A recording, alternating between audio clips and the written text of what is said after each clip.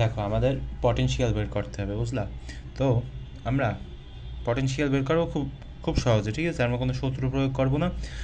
দেখো এখানে কি দেওয়া আছে, যে একটা বস্তুর চার্জ দেওয়া আছে 5 কুলম, চার্জের একক কুলম আমরা সবাই জানি। বস্তুটির ধারকত্ব দেওয়া আছে কত, 5 ফ্যারাড।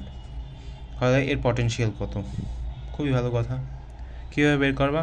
তো তোমরা হয়তো এরকম জানো যে পটেনশিয়াল কীভাবে বের করা যায়। এখানে লিখবো পটেনশিয়াল ইকুয়াল দিবা, এরপর উপরে কী বলো তো, চার্জ, যে চার্জের কথা বলা থাকবে সেটা উপরে দিবা 5 কুলম, আর যে ধারকত্বটা দেওয়া থাকবে সেটা দিবা কত, 5 ফ্যারাড। আচ্ছা, ভালো কথা। এখন কি করবা? এখন কাটাকাটি করো, 5 5, এখানে থাকবে 1। 1 কী বলো তো, পটেনশিয়ালের যে একক সেটা কি, ভোল্ট। তার মানে 1 ভোল্ট।